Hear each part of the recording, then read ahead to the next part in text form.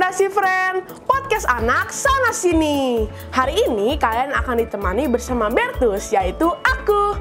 Sekarang aku mau menceritakan salah satu dongeng dari kabupaten yang sering dijuluki Bumi Serasi loh. Kira-kira kalian familiar nggak nih sama Danau Rawapening? Ternyata Danau Rawapening terletak di Kabupaten Semarang, Jawa Tengah loh. Yuk langsung aja aku ceritain kisah lengkap Baru Kelinting. Pada zaman dahulu, di desa Demang Mangiran, ada kejadian mengejutkan loh yang mengagetkan seluruh warga. Seorang anak perempuan yang belum pernah menikah sama sekali, tiba-tiba ia hamil dan melahirkan seekor ular yang ukurannya sebesar tangan orang dewasa. Wah, sangat mengejutkan sekali ya. Perempuan tersebut adalah putri dari Ki Demang Taliwangsa. Ki Demang Taliwangsa pun merasa malu karena putrinya melahirkan seekor ular. Namun bagaimanapun ia harus menyuruh putrinya untuk membuang anak tersebut. Lalu Ki Demang Taliwangsa pun berkata, "Putriku, maafkanlah ayah. Sebenarnya ayah juga tidak tega menyuruhmu membuang anak yang berwujud ular tersebut. Namun bagaimanapun kamu harus melakukannya. Karena ayah merasa malu terhadap penduduk di desa Kademangan ini." Lalu putri Ki Demang Taliwangsa pun menjawab, "Baiklah, kalau itu memang kemauan ayah, aku mengerti." Karena wanita itu memahami kegelisahan ayahnya. Namun sungguh ajaibnya, ular tersebut bisa berbicara layaknya manusia. Dan ia merasa sedih karena mengetahui ingin dibuang oleh ibunya. Dan ular itu pun berkata, "Mengapa ibu ingin membuangku? Apakah ibu tidak sayang kepadaku?" Namun setelah mendengar ucapan anaknya, ia mengurungkan niatnya untuk membuang anaknya. Dia merawat anaknya yang berwujud ular tersebut sama seperti anak-anak lainnya dan tidak memperdulikan kata-kata orang lain. Suatu saat wanita tersebut menemui Ki Demang Taliwangsa. Kira-kira dia mau ngapain ya? Jadi wanita tersebut ingin menyampaikan niatnya untuk merawat anaknya yang berwujud ular tersebut. Dan untungnya Ki Demang Taliwangsa menyetujui permintaannya tersebut.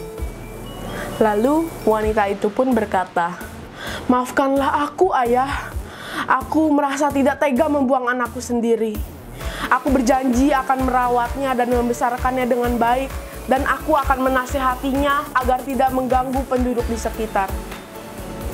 Dan Ki Demang Taliwangsa pun menjawab, "Baiklah anakku, tapi satu pesanku untukmu. Janganlah biarkan anakmu keluar dari rumah agar penduduk tidak takut." Seiring berjalannya waktu, ular tersebut semakin besar dan ia belum pernah sama sekali keluar rumah. Ia juga belum memiliki nama loh. Suatu saat ia meminta nama terhadap ibunya. "Ibu, sampai sekarang aku masih belum memiliki nama." Ibunya pun tersenyum sambil melihatnya dan berkata, "Bagaimana kalau aku memberimu nama Naga Baru Kelinting?" Lalu Naga Baru Kelinting pun sangat kegirangan dan berkata, "Terima kasih ibu, itu adalah nama yang sangat bagus." Dari lahir sampai dewasa, Baru Kelinting tidak mengetahui siapa ayahnya dan belum pernah bertemu dengan ayahnya satu kali pun saja. Akhirnya karena rasa penasaran itu, ia bertanya kepada ibunya. Dan ibunya pun kaget dengan pertanyaannya tersebut. Dan akhirnya ibunya memberitahu ke anaknya bahwa ayahnya adalah Ki Wanabaya. Namun Baru Kelinting tidak percaya dengan hal tersebut. Hari terus berlalu. Ibunya sering didesak oleh pertanyaan Baru Kelinting. Dan akhirnya ibunya pun menceritakan apa yang sebenarnya terjadi kepada Baru Kelinting. Dan ibunya berkata, "Wahai anakku, jika kamu memang ingin mengetahui apa yang sebenarnya terjadi dan siapa ayahmu sebenarnya, ibu akan menceritakannya. Beberapa tahun silam, di desa Kademangan Mangiran, terdapat upacara bersih-bersih desa. Sebagai putri Ki Demang Taliwangsa, ia diminta untuk menemui Ki Wanabaya untuk meminjam keris pusaka yang akan digunakan dalam upacara bersih-bersih desa selama beberapa hari. Wanita tersebut akhirnya menemui Ki Wanabaya dan menyampaikan tujuan kedatangannya. Aku datang menemui Ki Wanabaya karena perintah ayahanda. Desa Kademangan Maringan akan mengadakan upacara bersih-bersih desa. Ki Wanabaya terlihat agak keberatan dengan permintaan tersebut. Ia khawatir kerisnya hilang atau jatuh ke tangan orang yang jahat. Setelah berpikir lama, Ki Wanabaya akhirnya memberikan keris pusaka tersebut terhadap wanita tersebut. Dan Ki Wanabaya berpesan kepada gadis itu agar tidak menaruh keris tersebut sembarangan, apalagi di pangkuannya. Setelah mendengar pesan Ki Wanabaya, gadis itu pulang membawa keris pusaka itu. Sesampainya di rumah, ia melihat banyak sekali wanita yang sedang memasak. Akhirnya wanita itu pun berbaur bersama mereka dan lupa membawa keris itu kepada ayahnya. Dan fatalnya, wanita itu menaruh keris tersebut di pangkuannya, dan sehingga seketika keris itu hilang tak berbekas. Putri itu seketika menjerit, terkejut, dan sangat takut karena ia teringat pesan dari Ki Wanabaya. Ia berpikir jika Ki Wanabaya tahu, Ki Wanabaya akan sangat marah karena tidak menuruti pesannya. Tak lama, gadis itu pun pingsan dan semua orang panik, termasuk Ki Demang Taliwangsa. Setelah putrinya sadar, Ki Demang Taliwangsa langsung menemui Ki Wanabaya. Ki Demang pun mengajak Ki Wanabaya untuk menyembuhkan putrinya. Gadis itu pun sangat takut. Ia merasa bersalah karena ceroboh dan ia segera meminta maaf. Ki Wanabaya pun menghela nafas dan tidak marah sedikit pun. Ia mendekati Ki Demang Taliwangsa dan berbisik hal yang panjang. Peristiwa itu sudah menjadi suratan takdir. Sebenarnya aku sudah berpesan kepada putrimu untuk tidak meletakkan keris itu di pangkuannya. Lalu bagaimana ini, Ki? Nanti apa kata orang-orang di Kademangan ini terhadap putriku? Padahal dia belum mempunyai suami. Ki Wanabaya juga merasakan kesedihan yang dialami oleh sahabatnya ini. Ia kemudian berupaya membantu menyelesaikan masalah ini. Setelah berpikir yang panjang, kemudian Ki Wanabaya menawarkan diri untuk menjadi suami sang putri dengan syarat ia tidak akan menjamah sama sekali terhadap putri Kedemang dan harus segera kembali ke lereng Gunung Merapi untuk bersemedi. Ki Demang Taliwangsa berpikir sejenak dan menyetujui tawaran sahabatnya. Setelah mendengar cerita ibunya, Baru Kelinting akhirnya menyadari dan ingin menemui ayahnya. Baru Kelinting menanyakan letak Gunung Merapi kepada ibunya untuk bertemu dengan ayahnya yang sedang bersemedi. Ibunya terlihat sedih karena sudah terlalu menyayangi anaknya, walaupun berwujud ular. Karena desakan anaknya, akhirnya dia pun menunjukkan jalan ke Gunung Merapi. Akhirnya, Baru Kelinting meninggalkan Kademangan Mangiran di malam hari dan kemudian bermukim di Kaliprogo. Lama-kelamaan tubuhnya menjadi semakin besar sehingga menjelang seekor naga yang besar. Kulit dan tubuhnya bersisik dan matanya berkilat menakutkan. Jika ia bergerak, maka daerah tepi Kaliprogo menjadi longsor. Keberadaan Baru Kelinting sangat meresahkan penduduk sekitar. Hal ini sampai terdengar oleh Ki Wanabaya yang sedang bersemedi di puncak Merapi. Dia menghentikan semedinya dan turun dari Gunung Merapi untuk mengusir ular tersebut. Baru Kelinting akhirnya bertemu dengan ayahnya, Ki Wanabaya. Tetapi anaknya belum mengetahui jati diri Ki Wanabaya yang sebenarnya. Baru Kelinting menceritakan tujuan kedatangannya untuk mencari ayahnya yang bernama Ki Wanabaya yang sedang bertapa di puncak Gunung Berapi.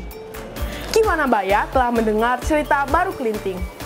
Akhirnya dia mengetahui kalau jelmaan keris pusakanya adalah seekor ular dari rahim sang putri. Jika kamu ingin mencari ayahmu, pergilah ke Gunung Merapi karena ayahmu sedang bersemedi di sana. Titah Ki Wanabaya. Bagaimana caranya, Ki? Tubuhmu harus melingkari Gunung Merapi. Jika kamu berhasil, kamu akan bertemu ayahmu. Jawab Ki Wanabaya. Ternyata Baru Kelinting bisa melingkarinya. Dan Ki Wanabaya memerintahkan Baru Kelinting untuk bertapa di dalam hutan lereng gunung. Suatu hari, penduduk desa Patok mau mengadakan pesta sedekah bumi setelah panen usai. Mereka akan mengadakan pertunjukan berbagai macam tarian. Untuk memeriahkan pesta itu, rakyat beramai-ramai mencari hewan. namun tidak mendapatkan seekor hewan pun. Akhirnya mereka menemukan seekor naga besar yang bertapa dan langsung dipotong-potong. Dagingnya dibawa pulang untuk pesta. Dalam acara pesta itu, datanglah seorang anak jelmaan baru kelinting yang ikut dalam keramaian itu dan ingin menikmati hidangan. Dengan sikap acuh dan sinis, mereka mengusir anak itu dari pesta dengan paksa karena dianggap pengemis yang menjijikan dan memalukan. Dengan sakit hati, anak itu pergi meninggalkan pesta. Ia bertemu dengan seorang nenek janda tua yang baik hati. Diajaknya mampir ke rumahnya. Janda tua itu diperlakukan seperti tamu yang dihormati dan disiapkan hidangan. Di rumah janda tua, anak berpesan, "Nek, kalau terdengar suara gemuruh, nenek harus siapkan lesung agar selamat." Nenek menuruti saran anak itu. Sesaat kemudian, anak itu kembali ke pesta, mencoba ikut dan meminta hidangan dalam pesta yang diadakan oleh penduduk desa. Namun, warga tetap tidak menerima anak itu, bahkan ditendang agar pergi dari tempat pesta itu. Dengan kemarahan hati, anak itu mengadakan sayembara. Ia menancapkan lidi ke tanah. Siapa penduduk yang bisa mencabutnya? Tak satu pun warga desa yang mampu mencabut lidi tersebut. Akhirnya, anak itu sendiri yang mencabutnya. Ternyata, lubang tancapan tadi muncul mata air yang deras, makin membesar dan menggenangi desa itu. Penduduk semua tenggelam, kecuali janda tua yang masuk lesung dan dapat selamat. Semua desa menjadi rawa-rawa. Karena airnya sangat bening, maka disebutlah Rawa Pening yang berada di Kabupaten Semarang, Jawa Tengah. Pesan moral dalam legenda ini semakin ditekankan dengan adanya tokoh nenek tua yang baik hati. Nenek ini tanpa bertanya siapa dan dari mana, langsung memberi makan baru kelinting. Bahkan mau mendengar pesan baru kelinting untuk naik perahu jika gemuruh air bah datang. Di akhir cerita, kita bisa melihat bahwa orang yang berbuat jahat dan meremehkan orang lain mendapat hukuman yaitu tenggelam dalam air bah. Sedangkan orang yang baik hati dan penuh belas kasihan seperti nenek tua mendapatkan keselamatan. Selain berbuat baik kepada sesama, kita juga harus berbuat baik kepada lingkungan kita. Salah satunya dengan menggunakan bahan bakar ramah lingkungan yaitu Pertamax Turbo. Pertamax Turbo dengan sulfur konten di bawah 50 ppm sehingga menghasilkan gas buang dengan kadar karbon rendah dan RON 98 yang memenuhi kebutuhan kendaraan bermesin bensin dengan teknologi tinggi. Nah, buat yang sayang dengan mesin mobilnya dan bumi, yuk pakai Pertamax Turbo, Pertamina energizing you. Akhir kata, semoga pesan moral ini bisa kita terapkan dalam kehidupan kita ya, Pondasi Friends. Aku Bertus, pamit undur diri dari Pondasi, podcast anak sana sini. Dadah!